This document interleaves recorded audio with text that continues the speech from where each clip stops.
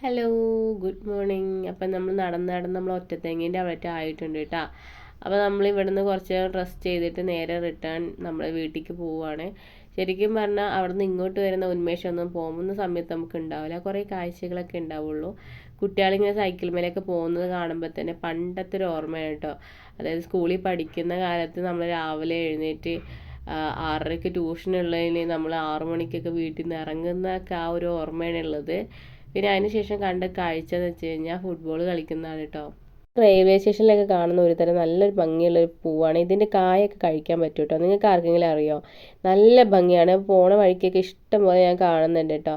നമ്മളെ വീടിൻ്റെ അടുത്ത് റെയിൽവേ ട്രാക്ക് ഉണ്ട്. അപ്പോൾ അവിടെ ഇഷ്ടംപോലെ ഇതേ പൂവ് ഉണ്ടാവാറുണ്ട്. ഇതിന് ശരിക്കും പറഞ്ഞാൽ ഒരു പച്ച കായ ഉണ്ട് കേട്ടോ. അത് പഴുത്ത് കഴിയുമ്പോൾ ഒരു ബ്ലാക്ക് കളറാവും. നമുക്കത് കഴിക്കാൻ പറ്റും. പോകുന്ന വഴിക്ക് ഇതിൻ്റെ തന്നെ പല പല കളറ് നമ്മൾ കാണുന്നുണ്ട് കേട്ടോ.